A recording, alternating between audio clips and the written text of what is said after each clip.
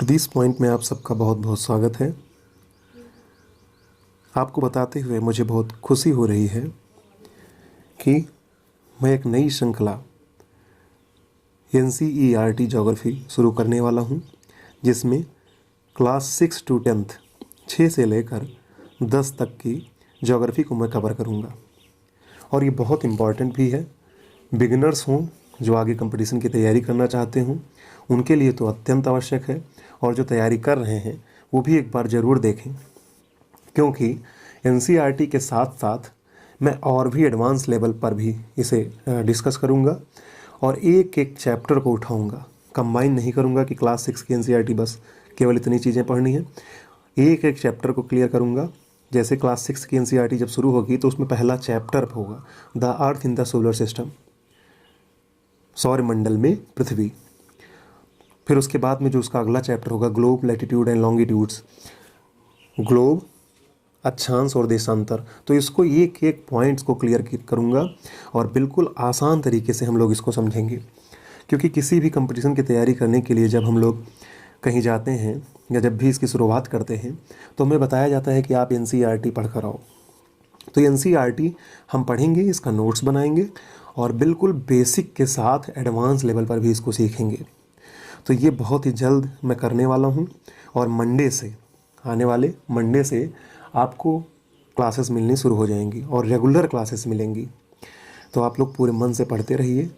इस लॉकडाउन में जितना सहयोग हो सकता है मैं उतना करूँगा। इस समय मेरे पास भी समय है और मेरी कोशिश है कि इस समय का सदुपयोग कर पाऊँ।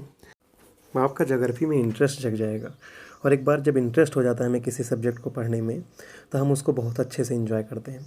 अगर आपका एक एक कॉन्सेप्ट क्लियर हो तो आप देखेंगे कि आप बहुत तेज़ी से किसी चीज़ को पढ़ सकते हैं।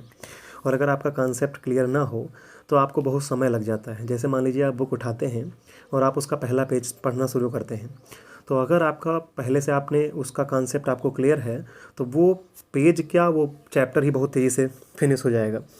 लेकिन अगर आपको उसका कॉन्सेप्ट क्लियर नहीं है तो वो एक ही पेज पढ़ते हुए ही आप बोर महसूस करने लगेंगे, आपको उबासियाँ आने लगेंगी कि अब हम क्या, मतलब आपका मुंह खोलने लगेगा और आप किताब उताब रख देंगे।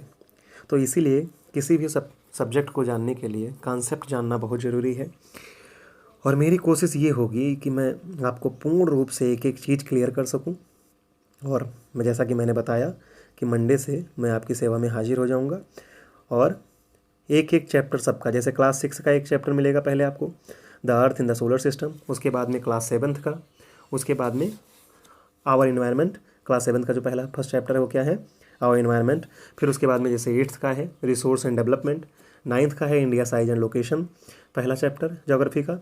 फिर उसके बाद में 10th का है रिसोर्स एंड डेवलपमेंट। तो दिस पॉइंट पर ही आपको एक प्लेलिस्ट मिल जाएगी। प्लेलिस्ट में जैसे क्लास 6 का प्लेलिस्ट रहेगा तो उसमें क्लास 6 के जितने भी चैप्टर्स होंगे क्लास 7th का प्लेलिस्ट, ऐसे उसमें लिखा रहेगा NCERT ज्योग्राफी क्लास 6, प्लेलिस्ट का नाम होगा NCERT ज्योग्राफी क्लास 7th, ऐसे करके एक एक प्लेलिस्ट होगी। उसमें जाकर आप और आसानी से सारे चैप्टर को एक साथ पा सकते हैं। तो फर्स्ट चैप्टर मैं कल मंडे को पढ़ाना शुरू कर दूंगा, मंडे को आपको मिल जाएगा। और एक बात और, ये NPS GK क्विज चल रहा है इस समय। ये NPS GK, उसमें आपने देखा होगा कि NPS GK वीडियो नंबर 1 ऐसे करके लिखा है। तो उसमें एक अभी वीडियो आई है, उस बहुत बेनिफिशियल है और उसका हमने डिटेल से व्याख्या भी की है खूब उसको डिटेल में। तो आप उसको भी जाकर देखें, थोड़ी इंग्लिश में है, हिंदी में भी है, समझाया गया है उसको। तो आप उसको भी देखते रहिए। NPS GK वीडियो 1, अब दूसरी वीडियो आएगी जैसे NPS GK video 2, NPS GK video 3, और ऐसे ही ये श्रृंखला चलती रहेगी। तो उसमें क्वेश्चन है, उसका आंसर है और उसको खूब डिटेल में एक्सप्लेन किया गया है। तो उसको भी आप लोग देखते रहिए। इतनी देर देखने के लिए आप सबका बहुत बहुत धन्यवाद। नमस्कार।